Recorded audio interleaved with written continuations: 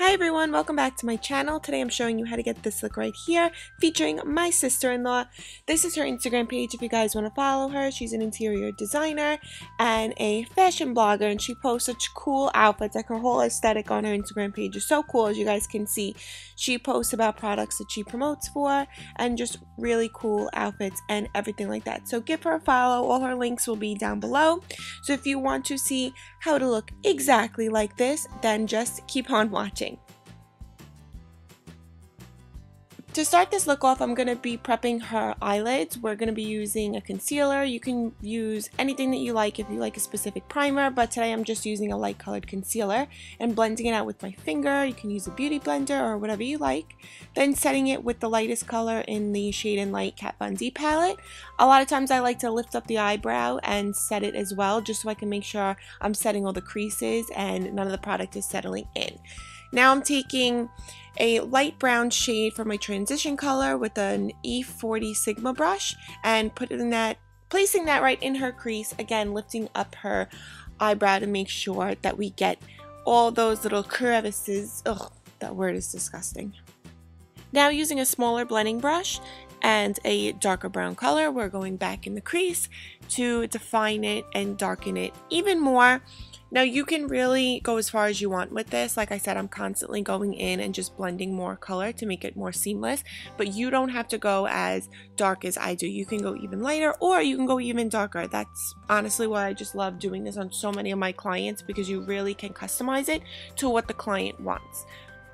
And that's the great thing. So again, going in with the color, lifting up the brow bone, getting into the crease, and continuously blending, going back in with the E40, the fluffier brush, with no additional product, just making sure everything is blended well together for the airbrushed look.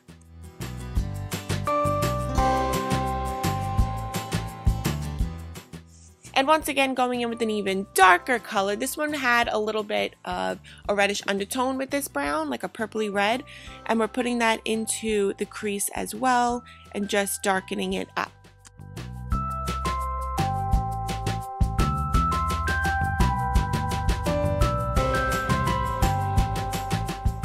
I'm just taking a concealer and patting that over the lid. I'm not going for a cut crease look.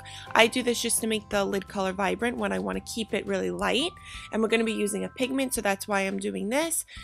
I'm taking the blending brush to go over the harsh lines because, again, this is not a cut crease, so I just want to make sure everything is nicely blended. And going in with the E40 and then the smaller brush. All my brushes and all of the products will be listed below, so if you don't catch anything here, if I don't say it, just go to the description bar and you will see every single product that I use if you are curious. Now I'm taking MAC's Vanilla Pigment and we're just going to be placing this all over the lid. I did not use any spray like Fix Plus or anything like that. I just went right into the pigment and we're going to be pressing that on with a small brush.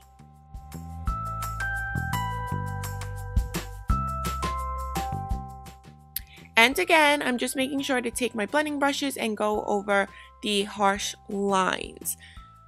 So, like I said multiple times, the best way to get a perfect seamless look is just to keep adding your color and keep blending. So again, I am going into the crease with my browns and adding that and blending it away.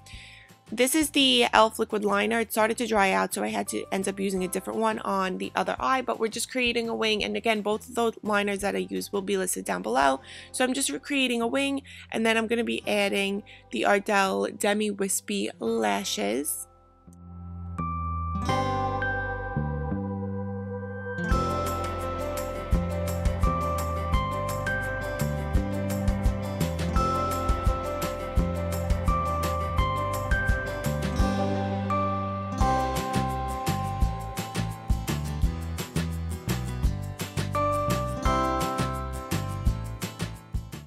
Now, as the lashes are drying and since the liner is already dry, I take a pencil brush and dip it into a little bit of black shadow, and now I'm going to be swiping it right very closely to the eyeliner and bringing it up into the outer corner into the crease a tiny bit, and then taking my smaller MAC blending brush and blend that up and make sure it's seamless. And since black shadow is super hard to blend, especially just depending on which shadow you have, I guess some are a little creamier than others, but normally they are hard to blend and they can look very choppy. So again, as I feel like with all shadows, especially black, you want to add a little bit and blend, add a little bit and blend.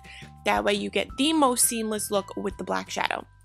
So here I'm just cleaning up underneath her eyes. I think this is a really important step so that you're not putting foundation or concealer on top of any fallout.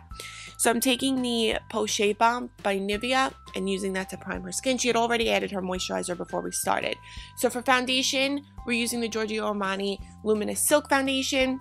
She does not like a heavy coverage and she does not like a super matte coverage. So this is just going to add a luminous glow and just slight coverage. Obviously this is not heavy coverage, but you're going to see I'm going to go in with a little bit of concealer just to spot treat anything that needs extra coverage.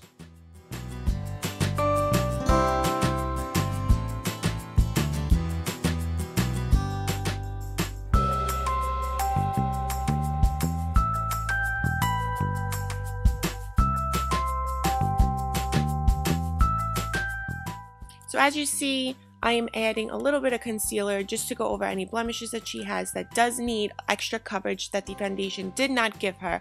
This is the same concealer I'm going to be using under her eyes. It is the NYX HD Concealer, which I absolutely love.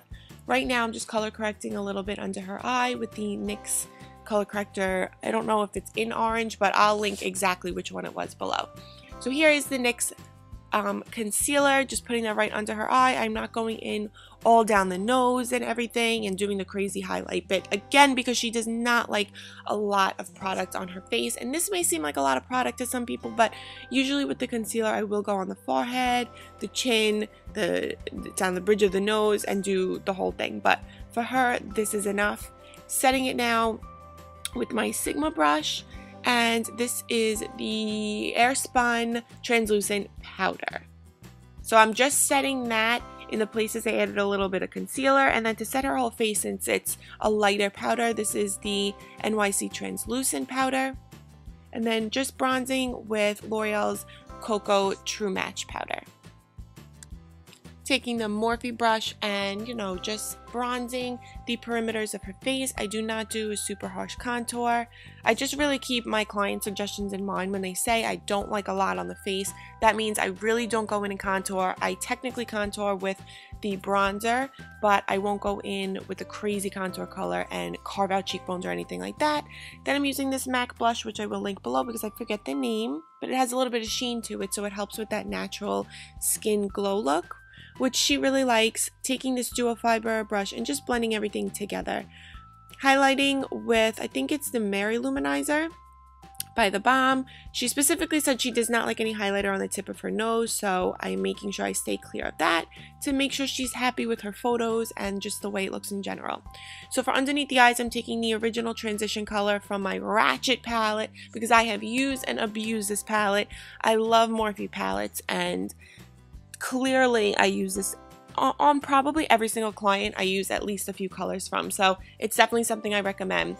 Underneath her eyes, she does not like a whole lot of product, of course, if you could have guessed. So on a very thin definer brush, I take a little bit of black shadow to define the lower lash line without it being too smoky and too heavy.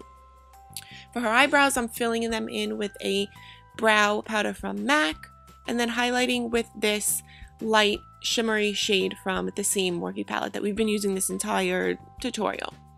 A little bit of mascara, and then we're going to move on to the lips. But first, before we start the lips, actually, I'm going to go back over the eyeliner. I always do this because a lot of shadow and powders will fall on the eyeliner and it doesn't become as black. So I always like to go over it to make sure I conceal the lash line and make it as black as possible. I will list all of her lip products down below. This is a MAC, I forget which one it is, but it is a MAC, I think Pro Longwear lip liner. And then I go in with Myth lipstick, and then a YSL lipstick, which again, all the colors and everything will be listed below.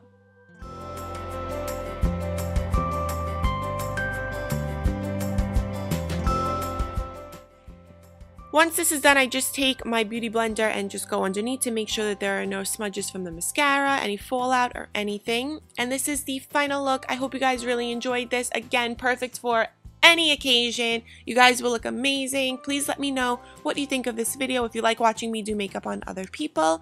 And I really appreciate you watching. Bye guys. Thank you.